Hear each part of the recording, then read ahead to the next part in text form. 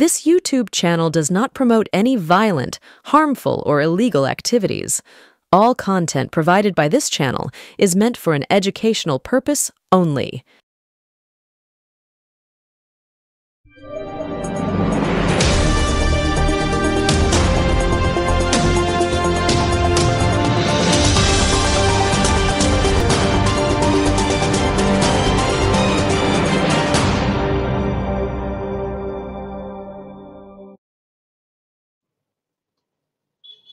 সুপ্রভাত, স্বাগতম, আসসালামু আলাইকুম, নমস্কার। ছাগলের তৃতীয় সন্তান কারা? ছাগলের যে তৃতীয় সন্তান নিয়ে যে কথাটা রয়েছে সেটা তো কথার কথা, মানে চালু কথা আর কি। কথাটা কি যে ছাগলের তো দুটো বাঁট থাকে, গরুর মতন চারটে থাকে না। তার যদি তিনটে সন্তান হয় তাহলে দুটি দুধ খায় এবং তৃতীয়টি লাফিয়ে যায় দুধ খাওয়ার জন্য, কিন্তু দুধ খেতে পায় না। তাহলে ছাগলের তৃতীয় সন্তানটা কারা?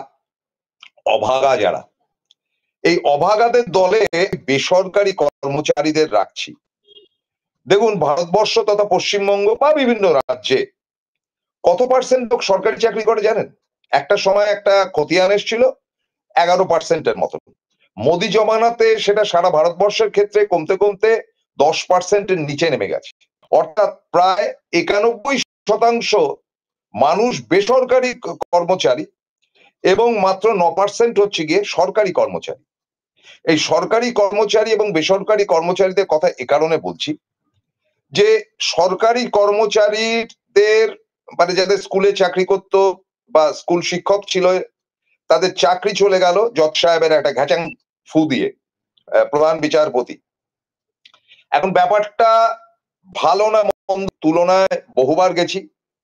প্রথম কথা হচ্ছে, ভারতীয় বিচার ব্যবস্থার বিরুদ্ধে আমি একটি কথাও বলবো না, কিন্তু বিচারকদের বিরুদ্ধে আমি বারবার বলবো তাদের মধ্যে ঘুষখোর, মাইশ ইত্যাদি নানান রকম লোক রয়েছে।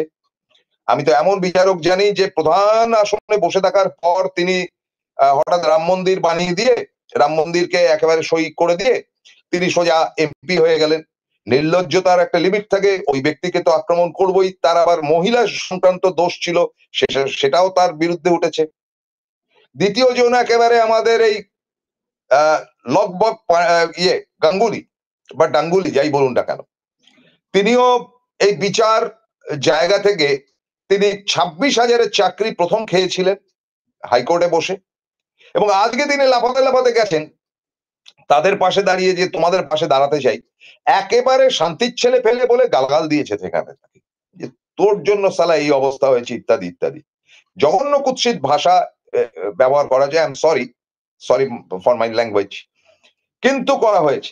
তিনি গেছেন কোন লজ্জায়? বিজেপির হয়ে তার ভোটটা কমে যাচ্ছে ভেবে তিনি তারপরে বেরিয়ে এমন কথা বলেছেন যে এই আন্দোলন যারা করছে তাদের মধ্যে নকশাল, এসইউসি বলে লাস্ট বলেছে, এবং সিপিএমটা খুব আসতে বলেছে, কারণ ওটা তো ওনার অ্যাকচুয়ালি পৈতৃক বাসভূমি, এবং পৈতৃক ভূমি থেকে পিতাকে গালাগাল করতে তার একটু খারাপ লাগে। সেই জন্য একদম লাস্টলি তিনি বলেছেন যে ওই সিপিএম প্রথমে নকশাল এবং এসইউসি কে গালাগাল দিয়েছে। প্রত্যেকে তিনি জানতে পারলেন যে তারা নকশাল এবং এসইউসি, ডেফিনেটলি তার মধ্যে সিপিএম এর লোকই রয়েছে। নকশাল টকশাল এগুলো জানছেন কি করে? তার কারণটা হচ্ছে ডাক্তাররা যখন অনশন করেছিলেন তখন তার মধ্যে নকশাল, এসইউসি এবং সিপিএম ছিল বলে তিনি সেটা চালিয়ে দিলেন। সেখান থেকেও তাকে ঘেড়ি ধাক্কা দিয়ে বের করে দেওয়া হয়েছে। তো ফলে শুনেছি তার বাড়িতে কাকচিল বসে না, এবং শুনেছি এমন লোকের কাছ থেকেও যে রাত্রিবেলা তার বাড়িতে মহিলা সাংবাদিকরা পর্যন্ত তার ইন্টারভিউ নিতে যান না তার ব্যবহারের জন্য। তো তিনি আজকে ব্যবহৃত হয়েছেন, একটা লাল চকরা বকরা জামা পরে গেছেন। তো এই সরকারি চাকরিজীবীদের হয়ে এখন মিডিয়া একেবারে হৈ হৈ করে তারা লেখালেখি করছে, বিশেষ করে বাজার পত্রিকাতে একেবারে বড় বড় অক্ষরে মিডিয়ার লম্পঝম্প। আমি তো বারবার মমতা বন্দ্যোপাধ্যায়কে বলেছি, তিনিও বারবার, মমতা বন্দ্যোপাধ্যায় বারবার নানান অনুষ্ঠান থেকে তিনি বলেছেন যে পাশে আছি ভাই, তোমাদের সঙ্গে থাকবো। মাননীয় মুখ্যমন্ত্রী বারবার তাদেরকে বলেছেন, বারবার মিডিয়া মহলকে বলেছেন যে জিনিসটা নিয়ে ঘাটবেন না। আমি আবারও বলছি যে যাদের চাকরি গেছে, এবং তৃণমূল হোক বা যে কোনো নেতাই হোক, কারণ সবাই তৃণমূল নেতা, বিজেপির নেতাও রয়েছে, যারা তাদের কাছ থেকে পয়সা খেয়ে তাদেরকে চাকরি জোগাড় করে দিয়েছে, সেটাও নিন্দা করছি। কারণ চাকরি যাওয়াটা যেমন বেদনার, তেমন টাকাকে চাকরি চুরি যেটাকে বলা হচ্ছে, আমি মনে করি সেটাও নিন্দার, সমপরিমাণ নিন্দার এবং অনেক বেশি নিন্দার। হবে কেন? যদিও এই কালচারটি সিপিএম এ ছিল, সিপিএম টাকা খেত কিনা আমি জানি না, তবে সিপিএম এর এমন কোনো ঘর ছিল না যেখানে সরকারি চাকরি বা সুবিধা কেউ পায়নি এমন কেউ সিপিএম করতো না, অন্তত শেষ 15-16 বছরে। তো দুটো পার্টে ভাগ করতে চাইছি আজকের অনুষ্ঠানটা, ছাগলের তৃতীয় সন্তানকে। প্রথম পার্টটি হবে জেনারেলাইজ, আমি আপনি আমরা সবাই যারা চাকরির জন্য পাগল হয়ে যাই, যারা চাকরির জন্য হন্যে হয়ে ঘুরে বেড়াই। একটা ইঞ্জিনিয়ারিং এর চোতাপত্র আমার কাছে আছে, কিন্তু আমাকে জীবনের একেবারে 1981-82 থেকে চাকরির জন্য দৌড়ঝাঁপ করতে হয়েছে, সরকারি চাকরি পাইনি। এবং যেখানে যেখানে চাকরি করেছি বুঝেছি চাকরি করাটা কত কঠিন, কত কঠোর, কত মানে ভয়ঙ্কর, এটা বুঝতে পেরেছি। আমার ব্যক্তিগত জীবন নিয়ে আমি এখানে কথা বলতে চাই না, কিন্তু আজও প্রাইভেট সেক্টরে কাজ করি। আজকেও আমার মনে হয় বেসরকারি জায়গাতে যে চাকরি করেছি সেখানে কিন্তু দিনের পর দিন একটা চাকরির মাত্রা ছিল, কঠিন জীবন ছিল, আজও আছে, প্রতি মুহূর্তে আছে। সুখের কোনো ব্যাপার নেই। আর সরকারি চাকরি মানেই সুখের এমনটা আমি বলছি না, কিন্তু সরকারি চাকরির সুবিধাটা কি? বিস্তর মায়না, বিপুল মায়না, সেই স্কুল টিচার হোক আর নবান্নের ক্লার্ক হোক, যাই হোক না কেন, বিপুল মায়না। এবং 2-3 বছর চাকরি যাওয়ার পরই তাদের মোটা মায়না হয়ে যায়, তারা রিটায়ার করে। আচ্ছা, এর মধ্যে একটি গল্প রয়েছে, কিবা কেন্দ্র কিবা রাজ্য, তাদের তো একটা ব্যাপার রয়েছে, সেখানে আবার লেনদেনের ব্যাপার থাকে, আপনার কাজটা হাসিল করতে গেলে সেখানে লেনা দেনার ব্যাপার থাকে। তো সুতরাং সেটা হচ্ছে উপরি। তো উপরি তো সরকারি লোকই খায়, বেসরকারি তো আর খায় না। তো সেটার একটা যেমন ব্যাপার রয়েছে, যেটা প্রায় ধরা টরা পড়ে একটা যাচ্ছে তাই ব্যাপারটা আবার হয়। তো সেই সুবিধা রয়েছে, এবং তারা রিটায়ার করার পর পেনশন, এবং তিনি মরে গেলে তার বউ পেনশন পাবে, অর্ধেক পেনশন। এই হচ্ছে সরকারি চাকরিজীবী। তো আজকে আমরা বেসরকারি চাকরি যারা করেছি তারা কি ফেসিলিটি পাই? আমরা বলি যে এই যে আমরা 91% লোক আছি, তার মধ্যে থেকে মেরে কেটে 7% কর্পোরেট ওয়ার্ল্ডে কাজ করে, 7% অনলি যারা পড়াশোনা করে, ভালো পড়াশোনা করে ভালো চাকরি করে, ওই আমাদের নিউ টাউন টিউটাউনে চাকরি করেন, মোটা মায়না, 40 থেকে 4 লাখ অব্দি তাদের মায়না রয়েছে, কি 4 কোটিও হতে পারে, জানা নেই। দিল্লির বসন্ত বিহারের মতন জায়গায় তারা থাকেন, কলকাতার নিউ টাউনে তারা থাকেন, তাদের প্রতি আমার সম্পূর্ণ শ্রদ্ধা রয়েছে। আর প্রাইভেট সেক্টরে এমন সংখ্যাটা 85% কাছাকাছি, বা ধরুন 84% কাছাকাছি, যারা মধ্যবিত্ত, নিম্নবিত্ত, একেবারে অধগতিত গরিব, তাদের জোটে না কিছুই। তারা বাজারে থলি নিয়ে যায় কিছু শাক পাতা ইত্যাদি কিনে আনতে। আজকের বাজারে আলুটুকু কেনেন তারা, কারণ খাবেটা কি? চাল আর আলু থাকলে অন্তত খাওয়াটা হয়ে যায়। এবং সেটা সেই রামায়ণ মহাভারতের আমল থেকে পড়তাম, যে একটু চাল ডাল ভিজিয়ে দিলাম, ডালও তো আজকাল কেনা খুব শক্ত, বা আলু ভাতে খাওয়া, ব্যাস একটু কাঁচা লঙ্কা ডলে একটু নুন ছড়িয়ে ব্যাস খেয়ে দিয়ে অফিস যাওয়া, নিয়মিত নিত্য নৈমিত্তিক প্রাইভেট সেক্টরের বাবুদের কাজ। সরকারি চাকরিজীবীরা অনেক আরামে, সরকারি চাকরিজীবীরা দিব্যি ফানা ফানা মাছ, সেটা ইলিশ মাছ হোক বা যাই হোক, খেয়ে দিয়ে তার অফিস যান, পান চেবোতে চেবোতে, আবার 3টে-4টের সময় বেরিয়ে আসেন। আপনি 2টোর পর গিয়ে কোনো সরকারি অফিসে গিয়ে কাজ করান দেখি, বুঝবো আপনি বাপের বেটা। তো এই সরকারি চাকরিজীবীদের আবার ডিএ বা না বাড়লে তারা আবার আন্দোলন করে, রিটায়ার করার পরেও আন্দোলন করে। সে মানে আজব জিনিস, রিটায়ার হয়ে গেছে তাও বলছে না আমার আরো চাই, ইত্যাদি ইত্যাদি। ফলে এদের জন্য আমরা সমবেদনা দেব কেন, সমবেদনা জানাবো কেন, এটা হচ্ছে আমার প্রশ্ন। আমরা তো স্ট্রাগলড হচ্ছি দিনের পর দিন। আবারও বলছি, আমরা 84% লোক মধ্যবিত্ত, যারা প্রাইভেট সেক্টর। প্রথম একটা কথা বলে দিই, যে প্রাইভেট সেক্টর মানেই খারাপ এমনটি কিন্তু আমি বলছি না। বহু দারুণ দারুণ প্রাইভেট সেক্টর আছে, যেমন টেকনো ইন্ডিয়া বলে যে সংস্থা আছে, টেকনো ইন্ডিয়া গ্রুপ, তাদের এসএনইউ ইউনিভার্সিটি আছে। সত্যম রায়চৌধুরীর মতন মানুষ রয়েছেন যিনি গতকাল যিনি ডক্টরেট উপাধি পেয়েছেন। সত্যম রায়চৌধুরীকে এখান থেকে কৃতজ্ঞতা জানাই, যে সত্যম বাবু অত্যন্ত গুণী মানুষ, এবং তিনি তার সেক্টরে বা তার অফিসে যারা কাজ করে, ছোট বড় সবাই, সকলের সঙ্গে তিনি বন্ধুত্বপূর্ণ বাতাবরণ তৈরি করেন, তাদের সঙ্গে রিলেশন খুব ভালো।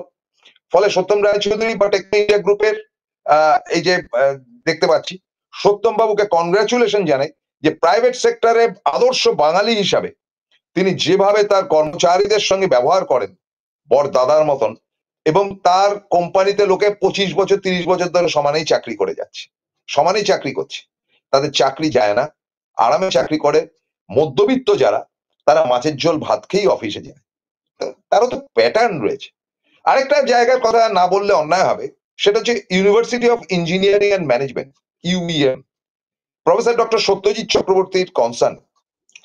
প্রত্যেকটা কর্মচারী সুখী সেখানে, দারুণ ভালো সুখে আছে, স্ট্যান্ডার্ড মায়না, এবং তাদের মানে স্যালারি দেওয়ার পরও তাদের সঙ্গে দাদা ভাইয়ের সম্পর্ক থাকে। ফলে ভালো কনসার্ন প্রচুর রয়েছে এবং তারা সুখে রয়েছে। তারা ওই 84% মধ্যে থাকলেও অন্তত সকালবেলা অফিসে যায় তারা হয়তো 8টা, 8:30, 9টা, 8 ঘন্টা ডিউটি দেয়। 8 ঘন্টা ডিউটি দেওয়ার মধ্যে একটু স্ট্যান্ডার্ড টিফিন খায়, অনেকেরই ক্যান্টিন রয়েছে। কিন্তু আমার বক্তব্য তাদের নিয়ে নয়, একটা সত্যম রায়চৌধুরী বা একটা সত্যজিৎ চক্রবর্তী বা একটা বিশ্বজয় চ্যাটার্জিকে নিয়ে নয়, বা আরো হয়তো অনেকে আছেন। টুটু বোসের কোম্পানি খুব ভালো কোম্পানি, সেখানে ভালো চাকরি করা যায়, তাদের তো খবরের কাগজ রয়েছে, সংবাদ প্রতিদিন, খুব হ্যাপি লাইফ লিড করছে। সত্যম বাবু নিজের কাগজ রয়েছে আজকাল, বর্তমানে খুব ভালো। কিন্তু আমার কথা তা না, এই মিডিয়া নিয়ে পরে কথা বলছি। তারপরে কথাটা হচ্ছে এই যে বাকি 80-82% বা 83% লোক, তারা কিভাবে প্রতিদিন লড়াই করছেন জীবন যুদ্ধে। আপনারা জানেন প্রাইভেট কনসার্নে কাজ করে, সুদূর বর্ধমান থেকে ডেলি প্যাসেঞ্জারি করে, সুদূর রানাঘাট নবদ্বীপ থেকে ডেলি প্যাসেঞ্জারি করে, ভোর 5টার সময় বেরিয়ে আসে, রাত্রিবেলা 9টা 10টার সময় বাড়িতে গিয়ে ঢোকেন, তেল মেখে শুয়ে পড়েন, আবার ঘুম থেকে উঠে অফিসে চলে আসেন। মাস গেলে মায়না কত? 18,000 টাকা। ওই ট্রেনের মান্থলি ইত্যাদি ইত্যাদিতে খরচা আর একটু হয়। তো এরাও চাকরি করে, ভারী কষ্ট হয় এদের। দেখুন, আমি মনে করি যে প্রাইভেট সেক্টর তারা কি সুখে রাখবে? তারা ব্যবসা করতে বসেছে। কোভিড এর পর থেকে ব্যবসাপত্রের অবস্থা অত্যন্ত খারাপ, খুবই খারাপ। কিন্তু এই যে কোভিড এর পর কয়েক কোটি প্রাইভেট সেক্টরের লোকের চাকরি চলে গেল, সেই চাকরি হারাদের জন্য কে লড়াই করে? কেউ করে না। এবং তাদের জন্য আমি সমবাদী, কারণ I M A part of their character, তাদের চরিত্রের আমি একটা পার্ট। আমি কেন গভর্নমেন্ট সেক্টরে কে চাকরি পেলো, কার মায়না বাড়লো, কার চাকরি গেল, এবং চাকরি গেলে তারা কিরকম ভাবে হইচই করলো, কত নাটক ইত্যাদি করলো, কেন যাবো তাদের সঙ্গে? আপনি বলতে পারেন যুক্তি আছে কোনো? কেন যাবো? আমার জন্য কে ভাবে? আজকে সকালবেলা আমাকে একটু সামান্য আলু সেদ্ধ ভাত কিংবা একটু আলু আর একটু ডাল দিয়ে খেয়ে চলে যাই, রাত্রিবেলা এসে ওই আলু ভাজা রুটি খাই মশাই আমি। বলবেন চটি চাটা সাংবাদিক। হ্যাঁ, খুব ইচ্ছা থাকলেও একটা ইলিশ মাছ কিনে আনবার মতন পয়সা আমার নেই, মাসে একদিনও মাটন কিনে আনার মতন পয়সা আমার নেই। কোনো বিয়ে বাড়িতে নেমন্তন্ন থাকলে ছুটিয়ে খেয়ে আসি, একেবারে খোলাখুলি আপনাদের বলছি, নির্লজ্জের মতন, সে পয়সা আমার নেই, কারণ আমি সৎভাবে জীবনযাত্রা করি। তার তো নমুনা এই। তো ফলে এটা এটা আমার মতন লক্ষ লক্ষ লোক, কোটির উপর লোক, কয়েক কোটি, তারা এইভাবে লড়াই করছে প্রত্যেক দিন। চাকরি যাচ্ছে তাদের, এবং চাকরি যাচ্ছে প্রাইভেট সেক্টর, বিশেষ করে মারওয়ারি কনসার্ন ফাংশনে তো চাকর বাকরের মতন ব্যবহার করে বড় বাজারে, আমি তো দেখেছি। চাকর বাকরের মতন ব্যবহার করে, এবং তারা মুখে কোনো শব্দ কাটতে পারে না, কারণ তাদের পরিবার রয়েছে, তাদের পরিবারে তাদের বাচ্চাদেরকে হয়তো এই গভর্নমেন্ট স্কুলে পড়ায়, কারণ প্রাইভেট স্কুল বা ইংলিশ মিডিয়াম স্কুলে পড়ানোর মতন ক্ষমতা নেই। একটু বেশি মায়না যাদের, ধরুন 25-30 হাজার টাকা মায়না যাদের, তাদের হয়তো অনেকে ইংলিশ মিডিয়ামে পড়ায়, এক গাদা তাদের ফিস দিতে হয়। কোথা থেকে পাবে? আজকে এই খাতা দাও, কালকে ওই খাতা দাও, কালকে পরশুদিন ওই টিচারের, আবার সেই টিচারদেরও মায়না কম। মানে কিভাবে বেঁচে রয়েছে প্রাইভেট সেক্টরের কর্মচারীরা, আপনারা কল্পনা করতে পারেন? আপনারা নিজেরা জানেন, আমার বলার দরকার নেই। কে লড়াই করে তাদের জন্য? কোন ডিএটা তারা অতিরিক্ত পায়? কটা লোক বোনাস পায় বছর শেষে? ঘাড় ধাক্কা দিয়ে বের করে দেওয়া হয়। কোম্পানির মালিক বলে প্রোডাকশন নেই, প্রজেক্ট নেই, আপনাদের রাখতে পারবো না, আপনারা আসুন। এক কথায় ঘ্যাচ কাটা হয়ে যায়। 8 ঘন্টা 10 ঘন্টা তাদের ডিউটি, মুখে রক্ত তুলে। এবং তাদেরকে ঘেঁটি ধরে বের করে দেওয়ার পর তারা গিয়ে কোনো জায়গায় প্রতিবাদ করতে পারে না, আন্দোলিত হওয়ার মতন জায়গা নেই, তাদের হয়ে কথা বলার কেউ নেই, কারণ সিপিএম এই জায়গাটা মেরে দিয়েছে। তারা আসার পর হাজার হাজার কারখানা বন্ধ হয়েছে এবং কারখানার শ্রমিকরা কেউ বাদাম ভাজা বিক্রি করে, কেউ ঠেলা গাড়ি ঠেলে, কেউ রিক্সা চালায়। এই তো সিপিএম এর আমলে বিভিন্ন লেবারদের এই কন্ডিশন। যারা সিপিএম করেছে তারা কোথাও না কোথাও ধান্দাবাজিতে ঢুকে গেছে, ফ্যাক্ট। তারাই সর্বনাশ করেছে। আর এই মালিকরা কি করেন, এরা বলেন যে আমার প্রোডাক্ট নেই, প্রজেক্ট নেই, অথচ তারা যে লসে রান করছে তাদেরকে বলুন না যে ওপেনলি বলতে যে আপনারা লসে রান করছেন, চাকরি থেকে লাথি মেরে বের করে দিচ্ছে।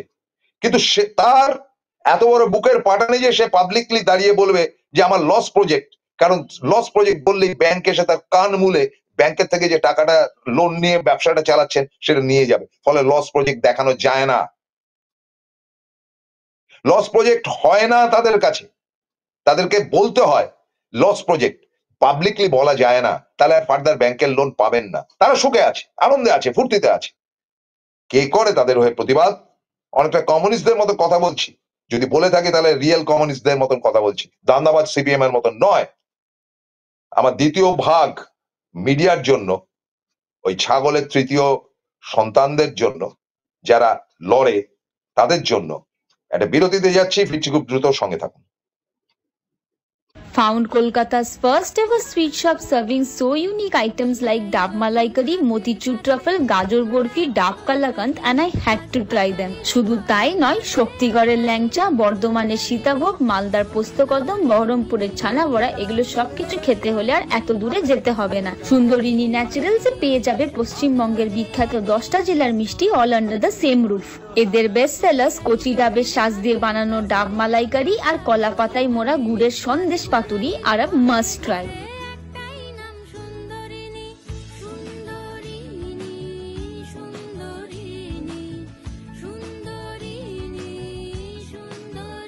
জয়গুরু রত্নভান্ডার জ্যোতিষ সীমা, এখানে গোল্ড মেডেলিস্ট জ্যোতিষী বসেন। হাই কোয়ালিটির আসল গ্রহরত্ন সবচেয়ে কম দামে এখানে পাওয়া যায়। স্থান বেলঘড়িয়া, রানী পার্ক, বটতলা, 2 নম্বর রেলগেটের নিকটে। 9681345722 এবং 9007778922।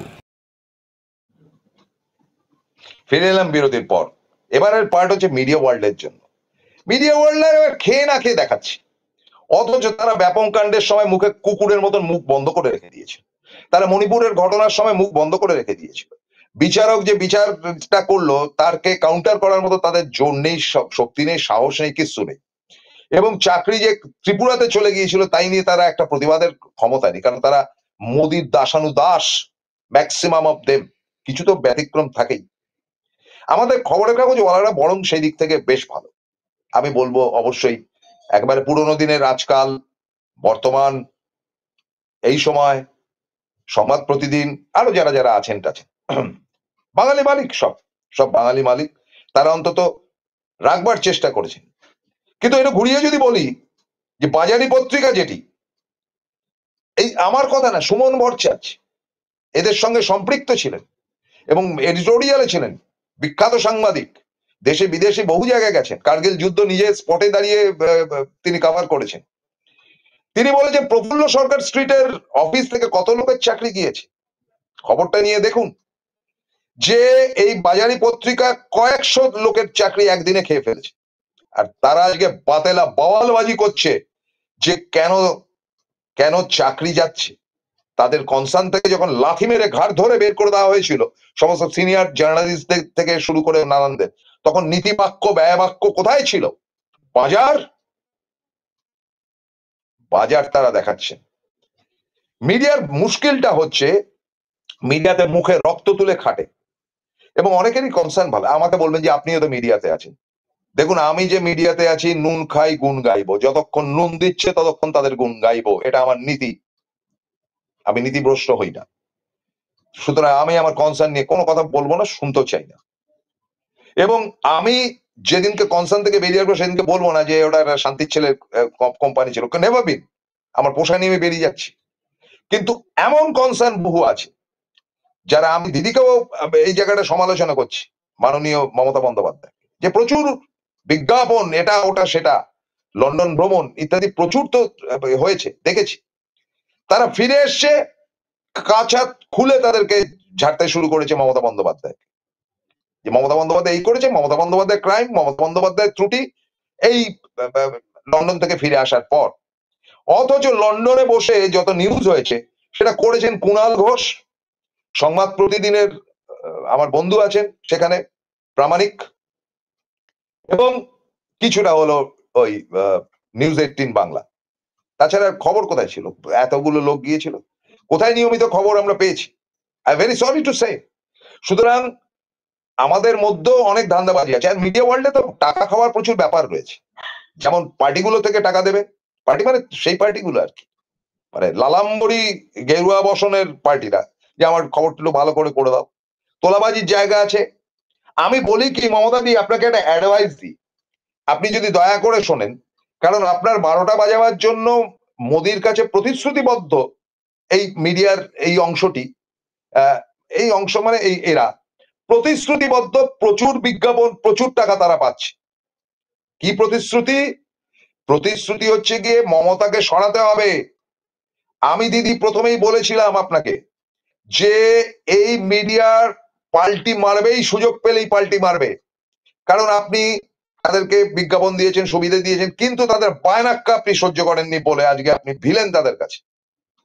উত্তর আছে। আজকে দিনের পর দিন বাজারি জিনিস যেভাবে মোটা মোটা অক্ষরে লিখছে, হ্যাঁ, আর এই গণধর্ষণ হওয়ার পর মণিপুরে একটি লাইনও তারা লেখেন, একদম তারা সেটা নিয়ে ভাবনা চিন্তা করেন। তারা একটাই কাজ জানেন, সেটা ওই ডাক্তারদের আন্দোলনের সময়ও দেখেছি, এখনো দেখছি, একেবারে বুক ফেটে যাচ্ছে।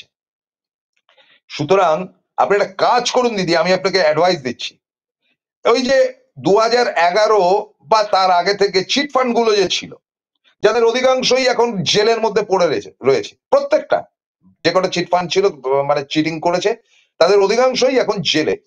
যেমন ধরুন ওই সারদা রয়েছে, রোজ ভ্যালি রয়েছে, তারপরে আইকোর রয়েছে, এই যে বিভিন্ন মানে চিট ফান্ড গুলোর মালিকগুলো এখন জেলের মধ্যে রয়েছে।